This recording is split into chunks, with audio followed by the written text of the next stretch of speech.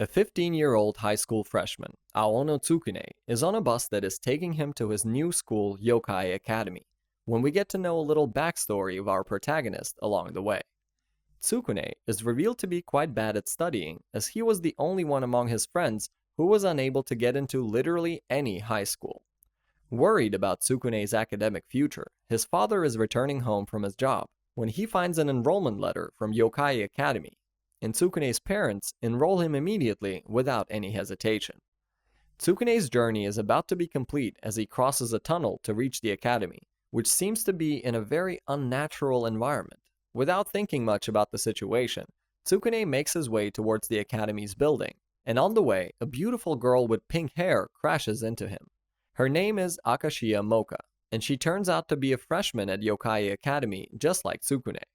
Moka is trying to apologize for the inconvenience she caused that leads the shy Tsukune getting a nosebleed. Moka tries to help Tsukune up, but upon smelling Tsukune's blood, our seemingly normal and sweet girl turns out to be a vampire as she bites Tsukune on the neck to drink his blood.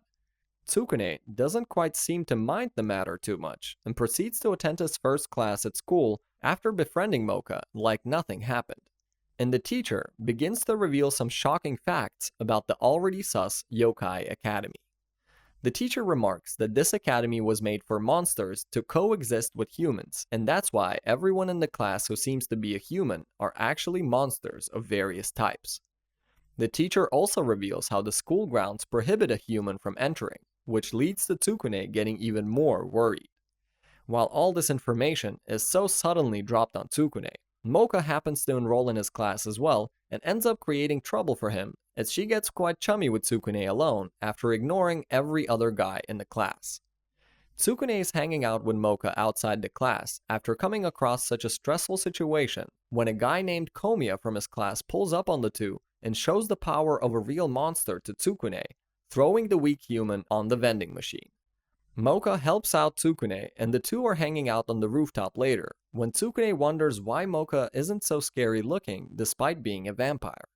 Moka claims that the reason behind her not being scary is actually her rosary, which is holding her true and scary form back.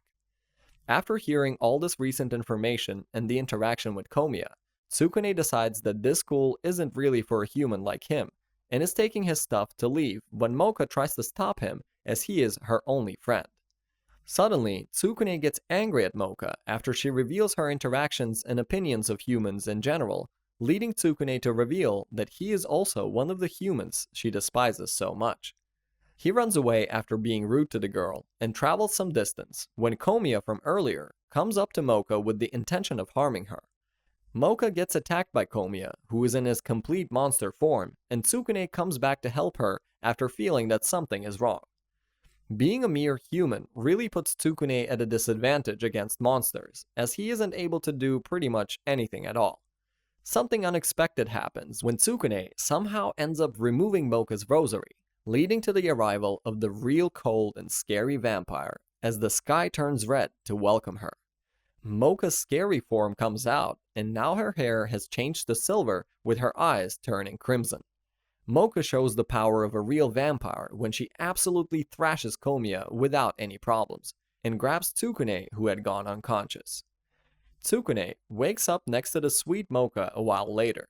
He gets along with Moka again and comes to realize that the bus he came to Yokai Academy with will only come back a month later, leading him to stay around Moka for a little while longer. Tsukune wakes up the next day at the boys' dorm and gets ready for school while seemingly being used to the monsters being around him. He is welcomed by Moka outside the dorm, who wants to walk with him to school, making him the enemy in the eyes of every other guy. Tsukune's relationship with Moka seems to attract the jealousy of a blue-haired girl as well, who is watching the two from the sidelines. Tsukune gets separated from Moka for a while after she drinks his blood again, and our guy is later approached by the same girl from earlier, whose name is Kurumu Kurono. Kurumu seems to be normal for a monster, but she uses her power to get Tsukune's mind under her control and forces him to be mean to Moka, remarking that she just sees him as lunch and not a friend.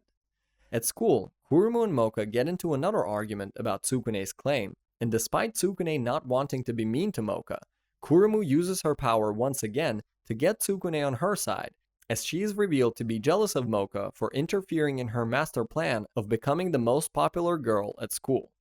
Kurumu takes Tsukune to the infirmary to get him under her complete control. Meanwhile, Mocha, who is sad outside, hears a voice from the rosary which tells her that Tsukune is in danger. Tsukune manages to control himself despite Kurumu's attempt at controlling his mind, but just before she could kill him, Mocha arrives and throws Kurumu out the window. Kurumu resolves herself on killing Tsukune and tries to drag him with her tail, ending up falling in the middle of the woods due to Mocha's interference. Tsukune and Mocha were in real danger until Tsukune somehow managed to remove Mocha's rosary yet again, leading to the real vampire form to awaken. With her complete vampire powers, Mocha shows just how big of a difference there is between her and Kurumu and defeats her without breaking a sweat. Mocha had the intention of showing no mercy, but Tsukune manages to convince her into letting Kurumu live, as she must have learned her lesson by now. Mocha reluctantly reattaches her rosary to her neck and transforms back into the sweet Mocha. The next day, Tsukune is walking to school with Mocha as usual, when the two get approached by Kurumu, who had brought cookies for Tsukune, revealing that alongside Mocha, she is romantically interested in Tsukune as well. Tsukune's life continues at Yokai Academy, as the results of midterm exams had just come out, and Tsukune's rank seems to be making him ashamed of himself, especially compared to Mocha's rank, who is a real genius at academics. Tsukune's close interactions continue at school, as other dudes around him do not appreciate it that much. Apart from the dudes, a witch girl named Yukari Sendo seems to be quite interested in Mocha, as she is admiring her from the sidelines. Yukari gets picked on by 3 guys, and she retaliates by making fun of the 2 of them with her magic. Little Yukari is about to be attacked by one of the delinquents when Mocha steps in front of her to save her. Mocha and Tsukune sit down to have a chat with Yukari, who for some reason claims that she has romantic feelings for Mocha, adding to Tsukune's problems. A little while later, Tsukune tries to reason with Yukari about the matter of her feelings, but our guy just ends up getting beaten up by Yukari's witch magic, while the guys from earlier who were bothering Yukari are revealed to be watching from a distance. Tsukune is in the infirmary with Kurumu, as she treats his wounds while smirking at the fact that Tsukune will be closer to her if Yukari gets Mocha away. Afterwards in the classroom, Tsukune is revealed to be getting quite angry at Yukari, claiming that even if she is just a child, she shouldn't be pulling pranks on people like this. For a brief second, Yukari makes a sad face while claiming that she has been alone all her life, which makes Tsukune stop for a moment, but Yukari runs away yet again after pulling another prank on the poor Tsukune. Some flashbacks show us how Yukari was never really accepted by other monsters around her for being a witch, and outside the school building, Yukari ends up running into the same 3 guys from earlier who seem to have ulterior motives. Mocha runs away to look for Yukari, claiming that she is just a child at the end of the day, and Kurumu explains some possibilities behind Yukari's behavior and being alone. Yukari is revealed to be cornered by the guys outside, who turned out to be lizard men, and Mocha arrives to console the little girl, hilariously ignoring the lizard dudes. The lizard men are about to attack Yukari, but Tsukune jumps in to save her just in time while getting his back severely injured from the claws. Tsukune releases the real Mocha by taking her rosary, and the elite vampire takes all 3 of the lizard men out like it's nothing. The scene wraps up, and Mocha enters the class with Kurumu alongside, to come to know that Yukari is now claiming to be in love with Tsukune as well. I mean, what else would you expect from a harem anime? Some time passes, and Tsukune's life continues at the Yokai Academy, as the guy seems to be living a happy life, as now he has friends around him as well. While attending class, Mocha notices a change in Tsukune's behavior, and our guy seems to be a bit disturbed, even shouting out loud during class. Tsukune's closeness with the girls had gotten him quite infamous at the academy for various reasons. And while on an errand at the school, Tsukune comes across 3 guys who claim to be from the fan clubs of Kurumu, Mocha, and Yukari. The guys don't seem to like how the 3 girls are always around Tsukune and start bothering Tsukune, who can't really retaliate, as the girls end up coming to save the protagonist yet again. Being a weak human in a world full of monsters leads Tsukune to start feeling bad about his weakness, as even though he wants to save the girls, he ends up getting saved by them every time. The next day at lunch, the girls are explaining the recent events with the fan club guys, when Mocha accidentally ends up calling Tsukune weak, unintentionally making him feel bad. Tsukune seems to not be in the mood to talk and leaves to have some time alone after remarking that he should be the one who is protecting the girls. Sometime later after the interaction, Tsukune seems to leave in the direction of the bus stop when Mocha ends up concluding that he might be returning to the human world. Tsukune encounters the fan club guys again at the bus stop, who seem to have the same problem with our guy and end up holding him down after ganging up on him. Tsukune's lover squad comes to the rescue and tries to fight the fan club guys, but later realizes that they're in trouble when the three guys sort of fuse together, making a large, disgusting monster.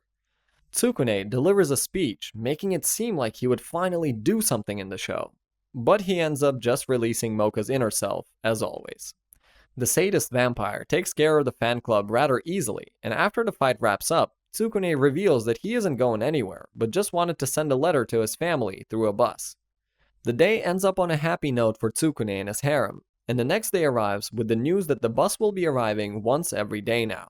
Alongside the change of schedule, the installation of a phone in the human world really ends up making our protagonist happy. Tsukune and the girls had been forced to join the school newspaper club by their teacher Shizuka, and on their first meeting in the club room, the group comes across a senior named Jin, who tries to put quite the impression on the girls firsthand, even getting them flowers. Jin tells the rest about how the newspaper club actually works, and slips in the news that someone has been peeping on women recently. Jin turns out to be on Tsukune's tail when he forces him in the wrong position, leading the girls to take him as a pervert. The girls, especially Mocha, get upset at this, claiming that she absolutely hates perverts.